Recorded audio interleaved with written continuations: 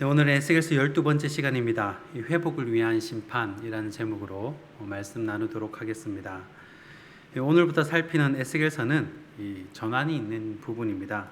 에스겔 25장부터 32장까지가 이제 예루살렘에 대한 심판의 메시지가 끝이 나고 또 예루살렘을 둘러싸고 있는 7나라, 암몬, 모압, 에돔, 블레셋, 그리고 두로와 시돈, 애굽까지 예루살렘을 둘러싼 7나라에 대한 심판의 메시지가 선포가 됩니다.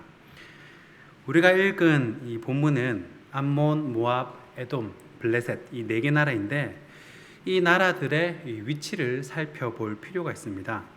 이 나눠드린 강의안을 보시면요, 이 에스겔 선지자가 활동할 당시의 지도를 준비를 했습니다. 이 빨간색 화살표는 포로들이 끌려간 경로를 말합니다. 이 화살표대로 끌려갔다라고 보시면 됩니다. 대략 이 거리가 한 1400km 정도 되는 거리입니다. 매일 한 30km 정도 걷는다고 해도 대충 47일 정도 걸어야 갈 수 있는 거리입니다. 자, 이 지도에서 여러분 먼저 한번 예루살렘을 한번 찾아보시죠. 예루살렘이 어디 있는가? 자, 예루살렘을 한번 찾으셨습니까? 자, 좌측 하단에 예루살렘이 보이시죠? 자, 그리고 오늘 본문에 나온 이제 4개의 나라를 한번 찾아보겠습니다. 지명이 익숙한 지명도 꽤 많을 겁니다. 우측에 보면 이제 우르라는 곳도 나오죠. 우르가 보면 강 사이, 강이 2개가 딱 흘러 나오죠. 나일강 삼각주의 이 강의 비옥한 강 때문에 농사가 잘 되고 또 농산물이 풍부하고 부역이 활발했습니다. 그때는 이제 주로 이제 교통수단이 우리는 버스나 지하철을 타고 다니지만 그때는 이런 모든 나무나 이런 물자가 강을 통해서 이동을 했어요. 그렇기 때문에 이 강이 곧 지금의 지하철 같은 역할을 한 거죠. 그러니까 이 아브라함이 살던 우르 지역은 이 지금으로 치면 더블 역세권인 겁니다. 굉장히 부자 도시에 산 거죠. 그런 이제 알만한 지명들이 곳곳에 나올 겁니다. 자, 그리고 오늘 본문에 나온 4개의 나라를 한번 찾아보면 먼저 암몬입니다. 암몬은 예루살렘 오른쪽에 있습니다. 아마 확인이 되실 거예요. 자, 이 암몬은 아브라함의 조카 이 롯이 그의 둘째 딸과 동침하여 낳은 이 베나미의 후손들입니다. 자, 롯의 후손들이니까 자, 이스라엘과는 친척 관계가 될 수가 있겠죠. 자, 그리고 모압은 이 암몬의 형제 민족입니다. 자, 롯이 맏딸과 동침하여 낳은 아들이 모압이에요. 그러니까 암몬 역시 이 롯의 후손인 거죠. 자, 그리고 에돔입니다. 이제 에돔은 모압 아래에 있습니다. 예루살렘 바로 아래쪽에 확인이 되시나요? 네, 여러분, 에돔은 누구의 후손입니까? 에서의 후손입니다. 자, 아브라함의 아들 이삭, 그리고 이삭의 2 아들이 있죠. 에서와 야곱. 자, 그래서 야곱의 후손 12아들에서 지금의 12지파가 된 것이고 또 에서의 후손이 에돔 족속이 된 것입니다. 그리고 오늘 본문의 마지막에 등장하는 블레셋을 한번 찾아보겠습니다. 블레셋. 자, 블레셋은 좀 찾기가 힘드실 겁니다. 블레셋을 찾으셨습니까? 자, 지중해 쪽에 여러분 가사라고 보이십니까? 가사. 자, 유다 바로 위쪽에. 자, 가사가 바로 블레셋의 도시입니다. 이 블레셋은 5개의 도시 연맹체여서 펜타폴리스라고 불립니다. 미국의 오각형 모양으로 생긴 이 국방부 건물을 펜타곤이라고 부르는 것처럼 마찬가지로 블레셋의 5개의 도시를 가드, 가사, 아스돗, 아스글론, 에글론을 펜타폴리스라고 불립니다. 자, 이들은 주로 해안가에 사는데 이 가사가 지금의 이제 가자지구. 그러니까 지금 지도에는 5개의 도시가 다 표시가 안 돼 있습니다. 가사만 보여요. 그런데 그 가사 주위가 다 블레셋이라고 보면 됩니다. 자, 그리고 강의안 밑에 에스겔서의 구조를 보시면요. 자, 에스겔서 전체를 크게 3부분으로 나눌 수 있습니다. 이건 나누는 사람 마음입니다. 나는 4부분으로 나누고 싶다. 그러면 에스겔서 1장부터 3장까지 에스겔의 소명장으로 분류하면 4부분이 되겠죠. 나는 5부분으로 분류하고 싶다. 그러면 마지막 40장부터 48장까지 이 세성전 시대 이렇게 나누면 5부분이 됩니다. 이 작업을 주예라고 하는데 본문을 나누고 알고 쉽게 풀이하는 작업입니다. 그래서 이제 나는 주예를 할 수 있다. 그러면 이제 어느 정도 본문을 보는 눈이 생긴 거죠. 저는 간단 명료한 것을 좋아하기 때문에 이제 에스겔서를 딱 3부분으로만 나눠봤습니다. 1장부터 24장까지는 하나님의 땅, 이 하나님의 백성, 예루살렘에 대해서 심판을 선포하는 메시지입니다. 그리고 33장부터 마지막 48장까지는 예루살렘의 회복에 대해서 말씀을 선포합니다. 자, 그래서 크게 보면 1장부터 24장까지가 예루살렘의 심판을 선포하는 메시지이고 또 33장부터 48장까지 이 마지막까지는 예루살렘의 회복을 선포하는 메시지입니다. 자, 그런데 오늘 심판과 회복의 메시지 그 사이에 7나라에 대한 심판 이야기를 하는 것입니다. 자, 그 부분이 바로 25장부터 32절까지입니다. 32장까지. 자, 그러면 예루살렘의 심판과 회복 사이에 배치된 이 본문을 통해서 하나님은 어떤 말씀을 하고자 하는지 한번 살펴보도록 하겠습니다. 첫 번째는 하나님 자녀의 특권입니다. 오늘 본문 3절 말씀입니다. 우리 3절 말씀 다 함께 한 목소리를 읽어보겠습니다. 시작. 너는 암몬 족속에게 이르기를 좋다 하였도다. 아멘. 자, 지금 시기가 언제냐, 때가 언제냐면요, 바벨론이 예루살렘을 무너뜨린 3차 침공 이후입니다. 자, 예루살렘 성이 무너졌다는 소식을 듣고 암몬 족속이 뭐라고 합니까? 아하, 좋다, 이렇게 말하는 겁니다. 자기들만 선택받은 민족이고 자기들만 특별한 민족이라고 그렇게 어깨에 힘을 주고 다니더니 꼴 좋다라는 것이죠. 그래서 6절에 보면요, 손뼉을 치며 발을 구르고 마음을 다해서 기뻐하는 겁니다. 예루살렘 망한 게 그래 좋은 거예요. 남 안 된 것이 그래 좋은 겁니다. 자, 오늘 본문 8절입니다. 8절에 모압 군은 과연 뭐라고 하냐? 자, 주 여호와께서 이같이 말씀하셨느니라. 모압과 세일이 이르기를 유다 족속은 모든 이방과 다름이 없다 하도다. 자, 모압은 뭐라고 합니까? 예루살렘이 자기 잘난 척 하더니 다른 나라하고 별반 다를 거 없네. 그렇게 조롱을 하는 겁니다. 자, 그리고 12절에 에돔은 그는 과연 뭐라고 하는가? 에돔 12절입니다. 주 여호와께서 이같이 말씀하셨느니라. 에돔이 유다 족속을 쳐서 원수를 갚았고 원수를 갚음으로 심히 범죄하였도다. 자, 에돔은 유다의 집에 원수를 갚았다. 쉬운 성경에는 복수를 했다라고 말합니다. 자, 여기서 원수, 복수는 과거 피해를 본 사건이 있었겠죠. 자, 아마 자기들의 조상 이 에서가 이스라엘의 조상 야곱에게 축복을 빼앗긴 그 사건을 말하는 것이 아닌가 한번 생각을 합니다. 자, 그리고 15절에 블레셋입니다. 블레셋. 자, 15절입니다. 주 여호와께서 이같이 말씀하셨느니라. 블레셋 사람이 옛날부터 미워하여 멸시하는 마음으로 원수를 갚아 진멸하고자 하였도다. 자, 블레셋은 뭐라고 합니까? 옛날부터 이스라엘을 미워하고 망하길 바래왔다는 거예요. 그 마음속에는 언제 이스라엘이 망하는고, 이스라엘 망하기를 은근히 바라고 있었다는 겁니다.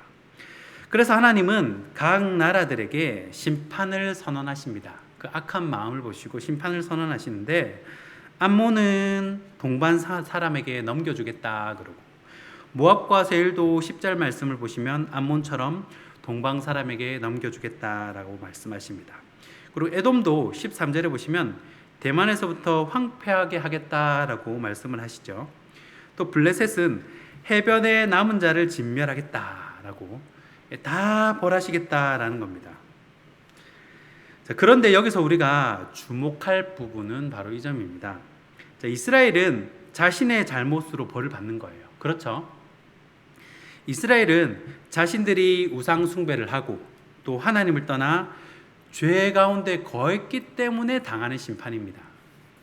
그런데 이방 나라들의 심판은 좀 그 성격이 다릅니다. 이방 나라들의 심판은요, 하나님의 자녀를 어떻게 대우했냐에 따라서 이 심판이 결정되는 겁니다. 성격이 완전 다른 것이죠.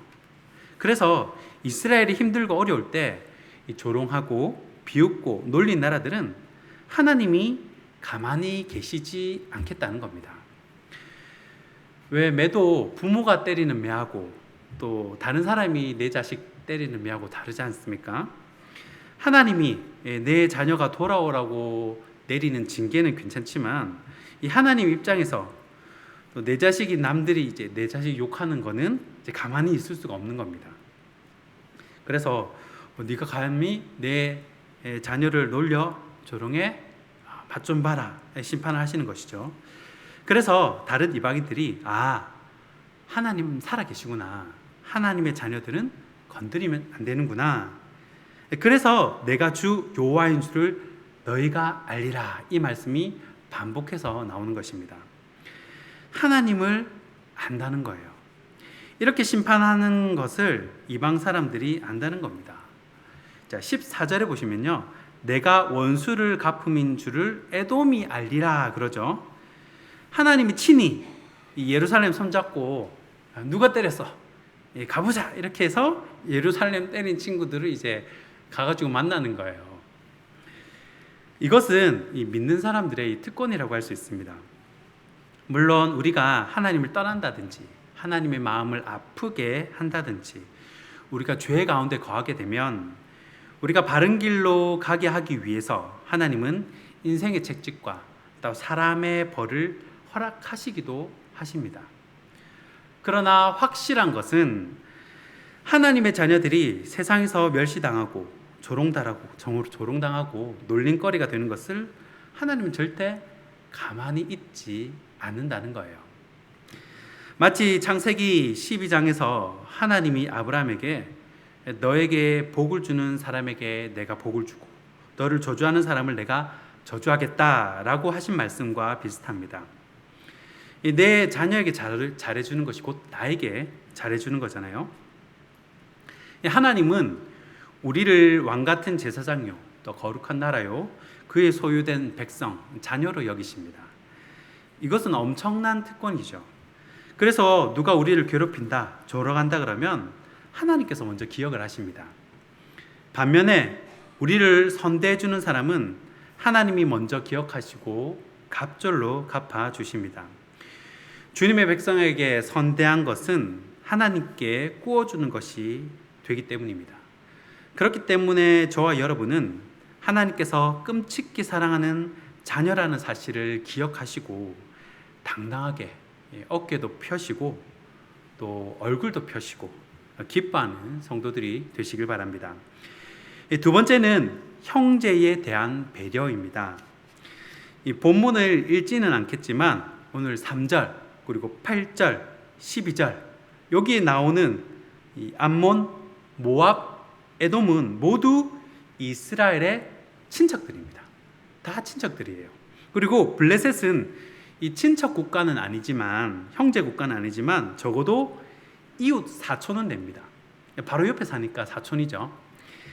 자, 우리가 머리로는요 가까이 있는 사람에게 잘해야 된다라는 말을 압니다.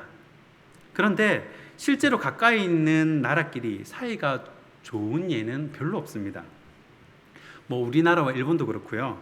또 인도하고 파키스탄도 그렇고 또 브라질하고 아르헨티나도 그렇고 그리고 그리스하고 터키하도 그렇고 이 지형적으로는 다 붙어 있는데요. 사이가 다 좋지 않습니다. 이 이해관계가 충돌하니까 그렇겠죠.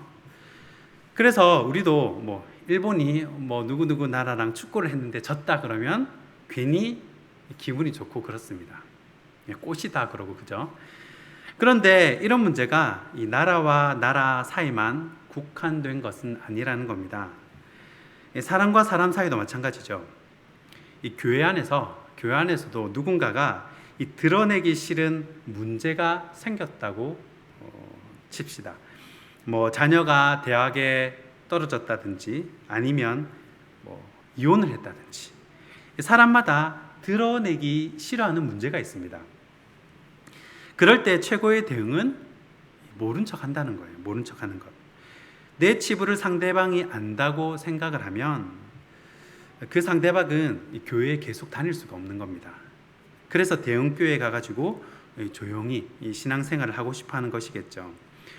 자, 이 부분은 이 목회자들에게 이 목회 명심보감처럼 대대로 내려오는 말씀인데, 이 누군가가 이 드러내기 싫어하는 문제를 가지고 있다고 하면 일부러 안부를 전한답시고 아는 척하고 그러지 말고 이 기도만 해주라는 거예요.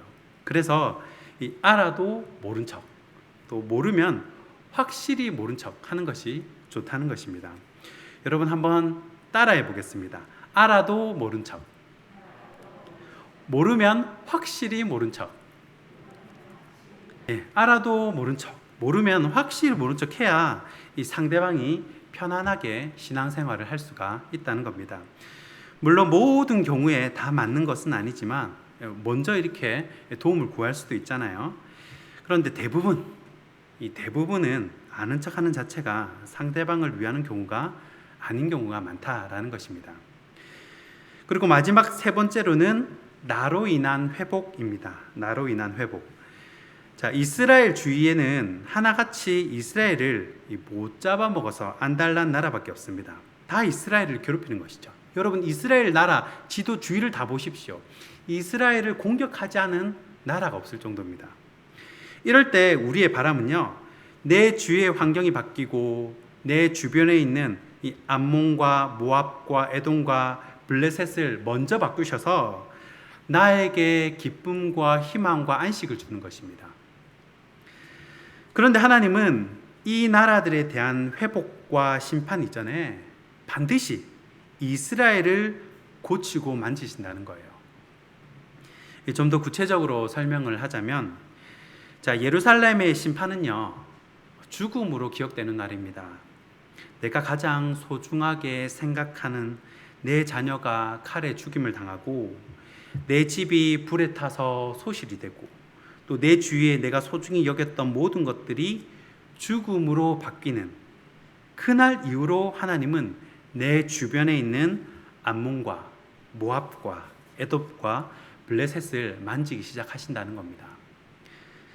자, 우리가 이런 역사를 기억해야 하는 이유가 있습니다. 자, 우리는 나 자신이 아니라 나 자신의 주변을 살필 때가 많습니다. 하나님, 에돔이 문제입니다.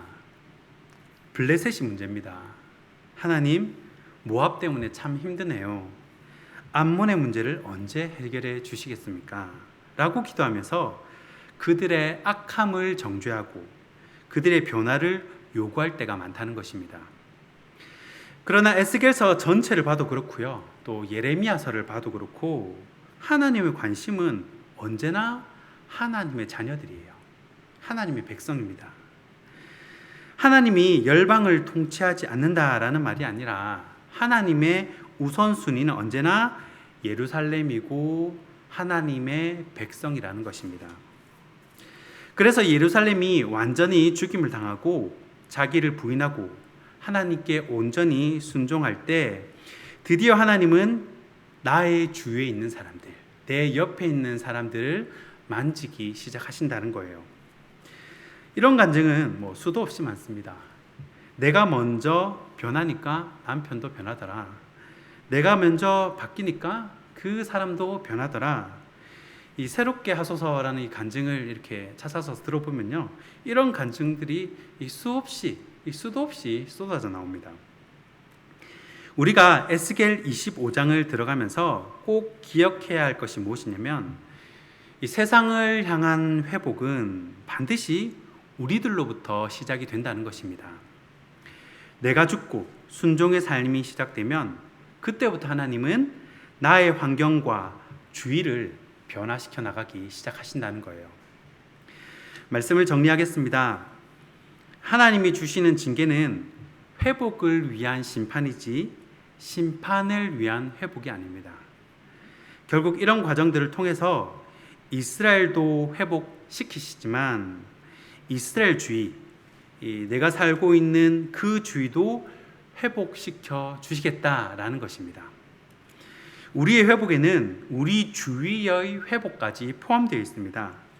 그래서 회복을 위한 심판이라는 것입니다. 이 잘한 것에 대해서는 칭찬하시고 또 잘못한 것에 대해서는 심판하시면서 이스라엘 주변의 이 열강들까지 만지시는 것이 하나님의 방법이라는 것입니다. 자, 우리 부산 신성교회가 하나님 앞에서 회복되어진다. 그러면 우리 교회만 은혜 받고 우리 교회만 으쌰으쌰하고 우리 교회만 부흥을 경험하는 것이 아니라 이웃교회 또 해운대 그린시티 안의 교회들에게도 나아가 부산 땅의 모든 교회도 우리 교회를 통해 그 은혜가 흘러나간다라는 것입니다. 그래서 내가 먼저 은혜를 받아야 한다는 것입니다. 이 흘러넘치는 은혜를 통해서 회복의 통로, 이 축복의 통로로 쓰임받는 저와 여러분이 되길 주님의 이름으로 축원하고 축복합니다. 기도하겠습니다.